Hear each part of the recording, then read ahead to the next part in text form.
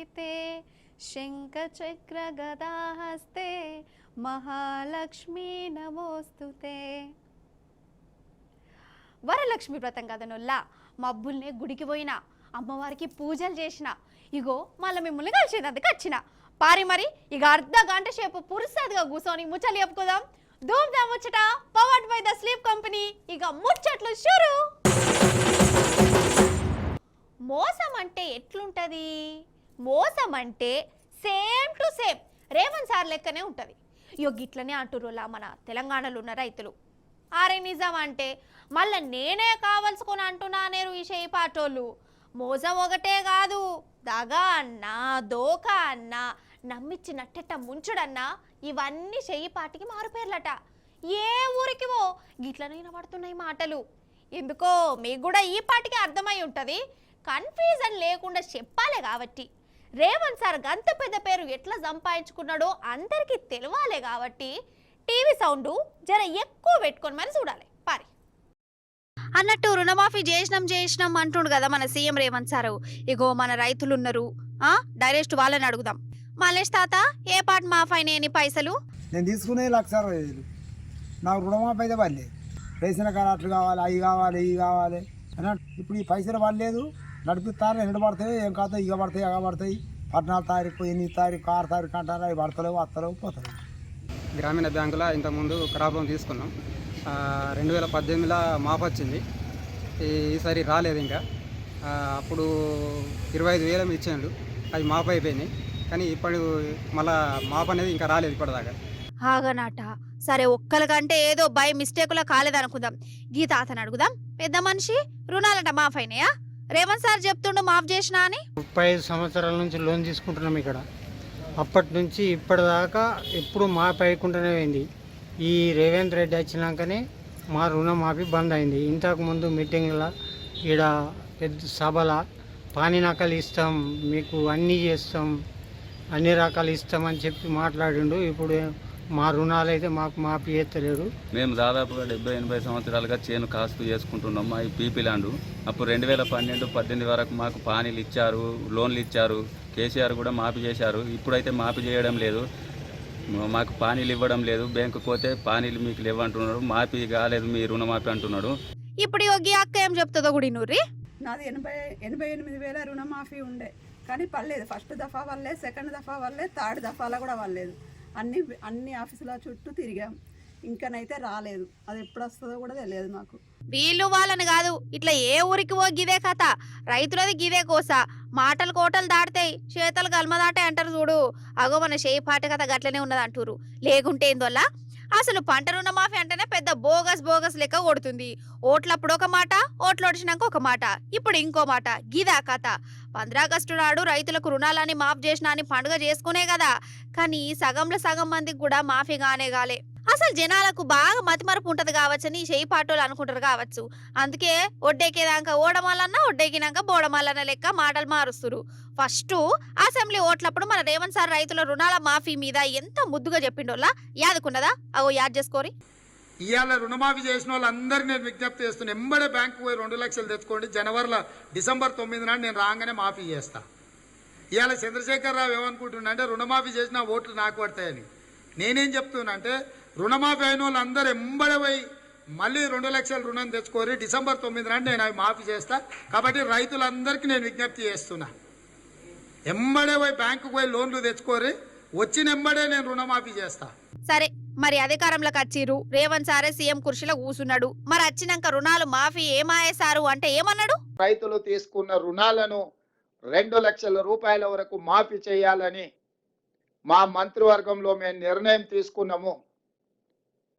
ఈ రుణాలు మాఫీ చేయడానికి దాదాపుగా 31,000 కోట్ల రూపాయలు అవసరం అవుతున్నది. 31,000 కోట్లు అన్నడా? లాస్ట్ కత్తే 17,000 కోట్లు చేసినా అంటుండు. ఈ 17,000 కోట్లల్లో ఎంతమందికి మాఫైనయోల్లా? అసలు 40 కోట్లల్లో 25,000 కోట్లు సర్కారే పొతం పెట్టి అన్నం పెట్టే రైతుకు సున్నం పెట్టింది ఈ చేయిపాటి సర్కారు. జూలై 18న మొదలు పెడితే ఇవాళ 15 ఆగస్టు, సరిగ్గా 27 రోజుల్లో 18,000 కోట్ల రూపాయలు రైతుల ఖాతాలోకి బదిలీ చేసిన ప్రభుత్వం పార్టీ ఏదైనా ఉందంటే ఈ దేశంలో అది కాంగ్రెస్ పార్టీ. ఇక ఇప్పుడు 17,000 కోట్ల లెక్క చూద్దాం. యాసంగి రైతు బంధు కోసమని మన కేసీఆర్ సార్ అప్పుడే 7,000 కోట్ల రూపాయలు మన సర్కార్ ఖజానాలు ఉంచిండు. ఎవరు తిప్పల పడకుండా రైతులు తిప్పల పడద్దు అని. సరే, కేసీఆర్ సార్ అధికారంలోకి రాలే, చేయి పార్టీ వచ్చింది. అధికారంలోకి రాగానే కేసీఆర్ సార్ ఇచ్చే రైతు బంధు కంటే ఇంకా ఎక్కువ పైసలు ఇస్తాం, 15,000 ఇస్తాం అన్నాడు కదా. మరి ఏం చేసిండు? రైతు బంధు లేదాయే, రైతు భరోసా ముచ్చట లేనే లేదాయే. కేసీఆర్ సార్ పెట్టిన 7,000 కోట్లు మాయమైపాయే. ఇది ఇట్లుంటే ఇప్పుడు వానాకాలం పంట పెట్టుబడి పైసలు రైతు భరోసా పేరుతోని జూన్లోనే ఇయ్యాలే కదా చేపాటి ప్రభుత్వము. ఇప్పుడు ఆగస్టు కూడా సగం అయిపోయింది. ఇప్పటిదాకా ఈ రైతు భరోసా ముచ్చటనే లేదు. యాసంగును వానాకాలం పంట రెండు కలిపి 30,000 కోట్ల రూపాయలు రైతులకి ప్రభుత్వం బాకీ పడ్డది. కానీ ఆ లెక్కలు తీత్తలేరు. 17,000 కోట్లతోని రైతుల రుణాలు మాఫీ చేసినామో హో అని సంబరాలు చేస్తురు. ఇక దీన్ని మోసం కాకుండా ఇంకేమంటారు, దోకా కాకుండా ఇంకేంటిది? అవునా కదా? మీరే చెప్పురులా. రైతులనే కాదు, రేవంత్ సారు లాస్ట్కు దేవుళ్ళను కూడా మోసం చేసే ఏ ఊరికి పోతే ఆ ఊరి గుడి మీద దేవుళ్ళ మీద ఒట్లు పెట్టుకుంటూ పోయిండు. మీరు కూడా కావాయి. ఇక ఓట్లన్నీ ఏమైనాయో ఇప్పుడు కండ్లారా చూస్తూనే ఉన్నాం. ఈ రేవంత్ సార్ రైతులకు చేసిన మోసం మీద రామనేమనడు ఇనుర్రి, మీకు పురాగ సమాజ్ అవుతుంది. అగో రేవంత్ రెడ్డి కాంగ్రెస్ పార్టీ చెప్పిన ఈ రుణమాఫీ ఏదైతే ఉందో ఇది స్వతంత్ర భారత చరిత్రలోనే అతిపెద్ద ద్రోహం రైతులకి. అర్హులైన రైతుల్లో కనీస సగం మంది కూడా కాలేదు. ఒకటే రోజు ఒకటే సంతకంతో అర్జెంటుగా 2 లక్షల రుణమాఫీ చేస్తా అని చెప్పింది రేవంత్ రెడ్డి. 40,000 కోట్ల రూపాయలు. ఏ పాటిదయా 40,000 కోట్లు? ఒక్క సంవత్సరం నేను కడుపు కట్టుకుంటే చాలు 40,000 కోట్లు అనాయాసంగా కట్టేస్తా. ఇది ఆయన నోట్లోంచి వచ్చిన మాట. ప్రతి రైతు అర్హుడే. రేషన్ కార్డు నిబంధన లేదు, ఇన్కమ్ ట్యాక్స్ నిబంధన లేదు, ఏ షరతులు లేవు. అందరికీ అన్నీ. ఎన్నికలు అయిపోగానే కొందరికే కొన్ని కొరీలు పెట్టడం, ఆంక్షలు పెట్టడం, కోతలు పెట్టడం. రుణమాఫీ ఇప్పుడు చూస్తే లెక్కలు చూస్తే ఉద్యోగికి కట్ రుణమాఫీ, పెన్షనర్కు కట్, ఇన్కమ్ ట్యాక్స్ కట్టిన వాళ్ళకు కట్, రేషన్ కార్డు లేకుంటే కట్. ఇవన్నీ చెప్పినరా ముందు ఏవీ లేదు. అప్పుడు 40,000 కోట్లు, ఇప్పుడేమో మొత్తం కటింగ్ల మాస్టర్ లాగా 60% మందికి ఎగ్గొట్టి ఇవాళ కేవలం 40% చేసి 100% అని చెప్పుకుంటున్న మొట్టమొదటి ముఖ్యమంత్రి రేవంత్ రెడ్డి. ఇంతకు మించిన దగ, ఇంతకు మించిన మోసం, ఇంతకు మించిన రైతు ద్రోహం మరొకటి ఉండనే ఉండదు. కారణం కాదు కానీ నిజం చెప్తున్నా, నాకు చాలా ఇష్టమైన హీరో, నా అభిమాన నటుడు, నా మనసును దోచిన యాక్టరు ఎవలో ఎరికేనా అనొల్లా, మా నటరత్న, మా సింహం నందమూరి బాలకృష్ణలా. అంటే మా బాలయ్య బాబును బాలకృష్ణ అనే పిలుచుకుంటా ప్రేమగా. ఎంతైనా బాలయ్య బాబు అభిమాని కదా. జై బాలయ్య. నన్ను అడిగితే కాళ్ళకు బల్పాలు కట్టుకొని, చేతుల టార్చ్ లైట్ పట్టుకొని, భూగోళమంతా గిర్ర గిర్ర తిరిగి ఎంకులాడిన బాలయ్య బాబా సొంటి మనిషి, హీరో మీకు కననే కనబడడు. ఆ బ్లడ్ వేరే, ఆ కథ వేరే, ఆ కార్ఖానా వేరే. సరే సరే సరే సరే ఏమో చెప్పబోయి ఇంకెందుకో పోతాంది ముచ్చట. కానీ అసలు ఇప్పుడు బాలయ్య బాబు ఎందుకు యాదికి వచ్చిందంటే చూడరు మీరే. ఈ అటు ఇటు ఊపు బాలికాక తోపు చూస్తురా మన బాలయ్య బాబు కసరత్తులు. నాకు తెలిసి ఇంకా జరసేపు గిట్లనే చేస్తే అవి విరిగిపోడు పక్క. మరి మన బాలయ్య బాబుకు బలం ఏమన్నా చిన్నగుంటదా? హాగా చూడవు.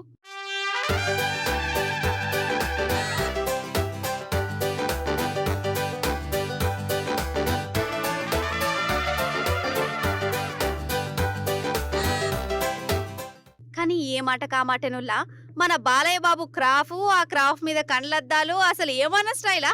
గింతసేపు కసరత్తులు చేసినా మన బాలయ్య బాబు క్రాఫ్ మాత్రం కొంచెం కూడా అటో ఇటు గానే సూపర్ కదా. అయితే సార్ అంటూ ఆంధ్రలో ఎమ్మెల్యే కదా, హిందూపూర్లో అన్న క్యాంటీన్ ఓపెనింగ్ చేసే కార్యం ముంగడ పెట్టుకున్నాడు. ఇక సారే రిబ్బన్లు అచ్చినలకు వచ్చినట్టు ఇడ్లీలు ఉక్మాలు పెట్టి తినబెట్టిండు. అవుగాని ఈ జనాలు బాలయ్య బాబు దగ్గరికి గిట్ల దగ్గరగా వచ్చిండ్రంటే వీళ్ళ ధైర్యాన్ని మెచ్చుకోవాల్సిందెప్పో. అవుగాని నాకు అప్పుడప్పుడు అనిపిస్తుందోళ్ళ, మంది కొంపలు ముంచే దొంగలకు కూడా కొన్ని సిద్ధాంతాలు, కొన్ని ఏమంటారు పద్ధతులు, కొన్ని ఏషాలు, కొన్ని కండిషన్లు, కొన్ని లలిత కళలు, ఆఖరికి సెపరేట్ యూనిఫారములు కూడా ఉంటాయా ఏంది? దొంగతనాలు చేసేందుకు సెపరేట్ దొంగల బండ సొంటిది ఒకటి ఉంటుందా ఎట్లా అని అనిపిస్తుంది. ఎందుకంటారా, నేను ఈ కుర్చీలో కూర్చొని మీకు ముచ్చట్లు చెప్తున్నప్పటి సంది ఎంతోమంది దొంగల కళాపోషణ చూపించిన మీకు. అప్పట్లో షెడ్డి దొంగల గురించి కూడా చెప్పినట్టు గుర్తు యాదుకున్నది కదా మీకు. షెడ్డి దొంగలంటే బట్టలు ఎత్తుకపోయేటోళ్ళు అనుకోగల, గదేనుల్లా షెడ్డి గ్యాంగు. ఆ గ్యాంగు సప్పుడు ఈ నడుమ వినబడతలేదని మనసులో అనుకున్నా. అగో ఇప్పుడు తిరుపతిలో తేలిరు. చూడురి వాళ్ళ కథ ఎట్లున్నదో. అగోగోగో కనబడుతుర్రా? వీళ్ళే దొంగలు. మస్క కనబడుతుర్రా నోళ్ళ. అసలే అర్ధరాత్రాయే, అందున సీసీటీవీలో పడ్డ కళా పోషకులాయే. కానీ చూడు వాళ్ళేషము.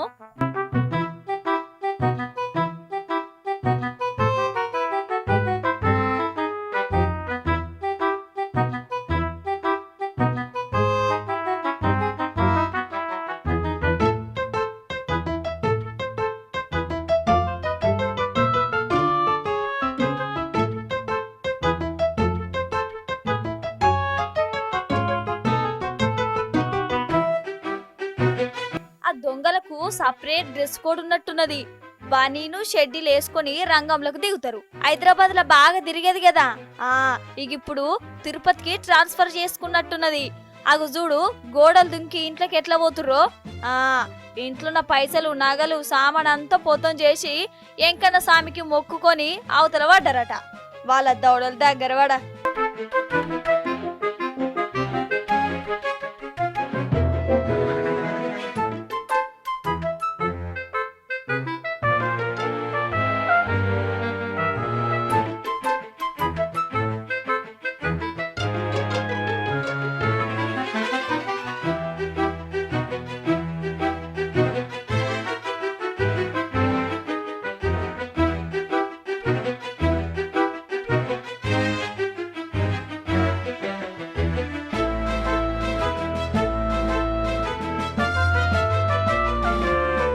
ఇప్పుడు మన సూర్యాపేటకు రారుల్లా. ఇగో ఇడ ముసుగు దొంగలు తిరుగుతురు కాదు. అగోగోగోగో చూస్తురా గోడల మీద ఎట్లా జంపింగ్లు చేస్తురో. ఇండ్లకు పోయి బంగారము నగలు ఎత్తుకుపోయిర్రు. వీళ్ళు సపోర్ట్ చేయక ఒలింపిక్ ఆటలకు పోయి ఆడ ఇసుంటి జంపింగ్లు చేసినా ఏదో ఒక ప్రైజ్ అనొచ్చు కదా. గింత టాలెంట్ పెట్టుకొని లాస్ట్ కు దొంగతనాలకు దిగబడుకుంటా మందిని ముంచుడెందుకో. వీళ్ళ చేతులు ఇరిగిపోను, వీళ్ళ చిన్న మెదడు చితికిపోను. ఏం దొంగలు మోపేర్రమ్మా.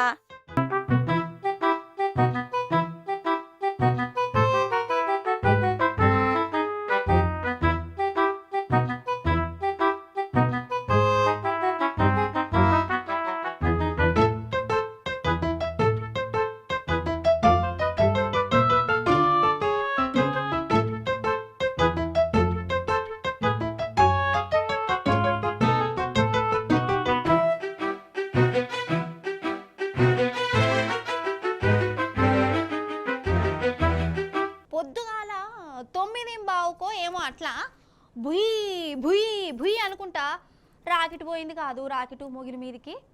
రాకెట్ అంటే మనం దీపావళి నాడు సీసల పెట్టి అగిపుల గీగి పంపే కట్టెపుల్ల రాకెట్ కాదు. సైన్సోళ్ళ రాకెట్. అదే గా శ్రీహరికోటకెళ్ళి పంపరా. గా రాకెట్ను మన శాస్త్రవేత్తలు బరాబర్ పంపిరట. మనది ఎట్లా పోయింది ఏంది కథ? తొవ్వ మంచిగానే చూసుకున్నదా? అసలు మొగల మీదకి పోయి ఆ రాకెట్ ఏం చేస్తుంది? అసలు దీన్ని ఏ మావులకు పంపిరు? దాంతో మనకేమన్నా నచ్చేది ఉన్నదా లేకుంటే టైం పాస్కు పంపిరా? ఏది అట్లట్లా చిన్నగా అరుచుకుందాం రారి. 3, 2, 1, 0. +5 seconds. Normal. Superb liftoff of SSLV D3 US-08 mission. Sleek rocket soaring to the skies. जी हाँ, यह सफलतापूर्वक उत्थापन SSLV D3 लॉन्च व्हीकल का 20 seconds. और यह अपने उद्दिष्ट दिशा की ओर बढ़ चला है. सभी तंत्र सामान्य रूप से कार्य करते हुए. Clear weather here in Sriharikota and a good visibility for the flying rocket. +40 seconds. यह तीसरी उड़ान SSLV की अपनी विश्वसनीयता सिद्ध करते हुए यह प्रमोचन यान निकल चला है अपनी उद्देश्य कक्षा की ओर. అగో ఇట్లా కింద నిప్పు పెట్టంగానే పొగలు తీసుకుంటా బుయ్ బుయ్ అనుకుంటా మీదికి పోతూనే ఉన్నది కదా రాకెట్. మెల్లమెల్లగా speed అందుకుంటాంది. The action time of SS1 is 115 seconds. అది అట్లా పోతుంటే మన సైన్స్ వాళ్ళకు ఇడ కూసోని చూస్తున్న సైన్స్ వాళ్ళకు చల్లటి ఎమటలు బరాబరే పోతుందా లేకుంటే తొవ్వదా పేటమటం చేస్తుందా? నట్లు బోల్టులు బరాబరే ఫిట్ చేసినాం, మరేమన్నా లూజ్ అయితాయా? ఇగో గిట్లనే అనుకున్నారు కావచ్చు, కానీ అది కరెక్ట్ చెప్పిన తొవ్వలనే ఓవుడుతోనే మస్తు సంబరపడ్డరోలా. ఇక అది మీదికి పోగానే రాకెట్ ను దాంట్లో పెట్టిన మిషన్ వేరుపడి అట్లనే పోయినాయి. మొత్తం 17 నిమిషాలనే పోవుడైపోయింది. ఇక రాకెట్ కట్కలు ఒత్తిన తీరు చక్కగా పోవుడుతోనే సైన్స్ వల్ల పెద్ద సారు కడమ శాస్త్రవేత్తల కాడికి పోయి మనం గెలిచినాం, మనం కరెక్ట్ పని చేసినాం అనుకుంటా అందరికి అలై బలై ఇచ్చిండు. SSLV D3 EOS 8 मिशन सफलता को प्राप्त करता है। आप सभी दर्शकों के लिए आपका दिन मंगलमय हो। The third and final developmental flight of SSLV is successfully accomplished. SSLV, another arrow in ISRO's arsenal. We take leave from you. Up next is the address by Secretary DOS, Chairman ISRO, Dr. S. Somnath and the mission executives. అన్నట్టు పొద్దుగాల 9:17 దీన్ని మీదికి పంపే ముహూర్తం పెట్టుకున్నారులా. అప్పటికే science వాళ్ళు వచ్చి పని మీద పడ్డారు. ఇక రాకెట్ ఎట్లా పోతుంది ఏంది కథ గిదంతా కండ్లారా చూసేందుకు బడి పోరగాళ్ళు పొద్దుగాలనే తానాలు జపాలు చేసుకొని వచ్చి ఇడ కూసోని కన్నార్పకుండా చూసిరు. మరి రాకెట్ తోని మనకేం ఫాయిదా? ఇట్లా పంపితే మనకేమొత్తదని అనిపించచ్చు. దీంట్లో 175 కిలోల వజన్ ఉన్న ఒక ఉపగ్రహాన్ని కట్టబట్టి పంపిరోళ్ళ. ఈ ఉపగ్రహం మొగుల మీదకి పోయినాక మన భూమి మీద బాగా నజరేత్తదట. అగ్నిపర్వతాలు ఏమన్నా ఎటమటం చేస్తున్నాయా, తుఫాన్లు సునామీలు భూమికి ఏమన్నా ఆపద తెచ్చేది ఉన్నదా, ఇవన్నీ ముందుగానే కనిపెట్టి మన సైన్స్ వాళ్ళకు మతలబ్ పంపుతుందట. అందుకే దీన్ని పంపిర్రు. మరి గింత కష్టపడి రాకెట్ ను పంపిన మన సైన్స్ వాళ్ళకు మీరు కూడా శనార్థులు చెప్పుర్రి. कई अनुप्रयोगों के लिए तैयार किया गया है। इसे दिन व रात, मध्य व दीर्घ तरंग में इंफ्रारेड बैंड में प्रतिबिंबों को ग्रहण करने के लिए बनाया गया है। जहाँ रेंज ऑपरेशन डायरेक्टर ने अभी इसकी पुष्टि की, द्वितीय चरण को यान से पृथक कर दिया गया है और तृतीय चरण का सफलतापूर्व प्रज्वलन शुरू हो चुका है। We just now have had the confirmation. పోష్ నీ కథ చల్లగుండా జనాలే అనుకున్నా ఈ నడుమ జీవాలు కూడా మందుదా కూడా అలవాటు చేసుకుంటున్నాయి కదా. ఒక పాముల పాము మొన్ననే నాగుల పంచమైంది కదా, జనాలందరూ అద్దంట అంటే పాలు పోసిరు కదా. మరి పాలు దాక్కుంటా చెట్ల పొంట పుట్టల పొట్ట తిరుక్కుంటూ ఉండాలనా? పాలు అద్దట దానికి అగో మందు మందు కావాలన్నట. అరే అవంటే అగో ఎంత పని చేసిందో చూడును మీరే. ఇగో మనం ఇప్పుడు జగిత్యాల జిల్లా కొడిమ్యాల మండలం నల్లగొండ కాడున్నాం. ఇడ చూడురి పామినుల పాము తాగుబోతు పాము ఉన్నట్టున్నది కదా. అది బీరు క్యానట, బీరు క్యాను ఎవడో తాగుబోతోడు సగం దాగి ఇడిసిపెట్టున్నది. అది కూడా రైతు వేదిక కాడ.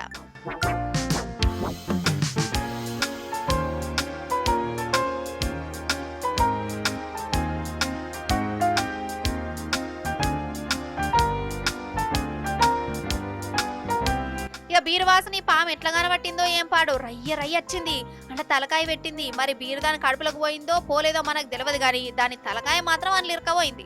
అగ చూడవు దాని అవస్థ. అయ్యోయ్యో ఎంత పెద్ద అవస్థ వచ్చిందే నీకు. అయినాగా బీర్లు బ్రాండీలు నీకెందుకే? మొన్ననే కాదు కడుపు వాళ్ళకి అంత పాలు పోసిరు జనాలు. ఇప్పుడు ఈ అలవాటు ఏంది నీకు? ఇప్పుడు చూడేమైందో. ఇక జనాలు కాపాడదామని చూసిరు కానీ అసలే పామాయే. పుణ్యానికి పోతే పాపం ఎదురైతుంది అనుకున్నట్టున్నది. ఇక లాస్ట్ కు దానికదే తిప్పలు పడుకుంటే చెట్లకు పోయింది.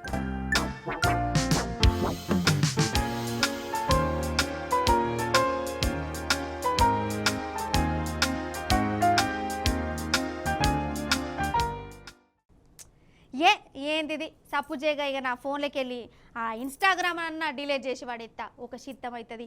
ఏది ఏది నా ఫోను గాడున్నదా? ఇక ఇప్పుడు ఆనే ఉండని మళ్ళొచ్చి తీసేస్తా. కానీ లేకుంటే ఏందొల్లా ఏదో పొద్దుపోక గిట్లా ఇన్స్టాగ్రామ్ తెరవ పాపం. అమ్మో ఈ నేరాలు ఘోరాలు చూడలేక అసలు ఏం చేయాలనో అర్థం కాక నాకే విరక్తి పుడుతుంది. ఏదో బన్సు నిమ్మలం చేసుకుందామని వీడియోలు చూస్తే అందులో వచ్చే దిగుమాల పర్ఫార్మెన్స్లను చూస్తే తలకాయ నొప్పి కడుపులంతా పేల్చుకొచ్చినట్టవుడు. అది అనుకున్నవాడు ఎత్తు. మళ్ళీ ఏం కళా పోషణ పట్టుకొచ్చినావు తల్లి అంటారా? నేను చూసినా కదా, మీరు కూడా చూడకుంటే ఎట్లా?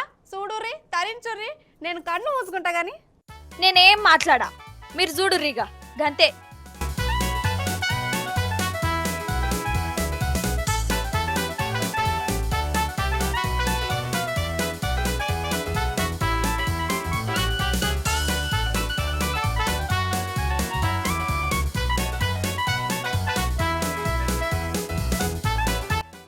చూడవే ఇది ఆమె తల్లట ఇంటామెనే ఈ మనిషి ఏమో ఇగో బొండికి దాంక మట్టి కూడుకున్నాడు ఆమె తినబెడుతుంది రీల్ కోసం చేసిన తనలాట అగో పక్కపంటి ఊదు బస్తీలు కూడా ముట్టించుకున్నారు అసలు వీళ్ళ కాన్సెప్ట్ ఏంది కావచ్చు అగో చూడు ఈ పిల్లగాడు ముఖం ఎట్లా పెట్టుకొని చూస్తుండో అసలు గిట్టెట్లా వస్తాయి కావచ్చు ఆలోచనలు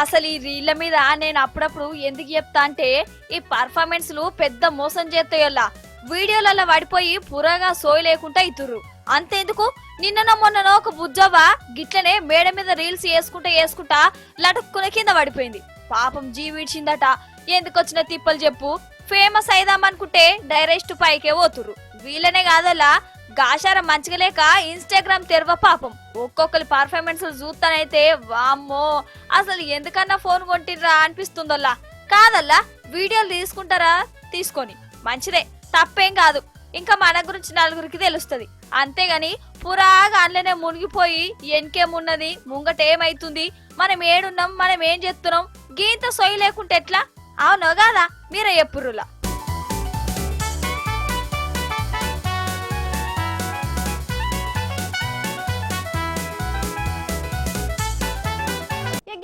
ఇలాంటి ధూమ్ధాం ముచ్చట్లు మంచిగా ఉన్నాయి కదా మంచిగా చెప్పినా కదా ఇక మళ్ళీ వచ్చినప్పుడు ఇంకిన్ని మంచి మంచి ముచ్చట్లు పట్టుకొని వస్తా అప్పటిదాకా చూస్తూనే ఉండండి T News tata bye bye నమస్తే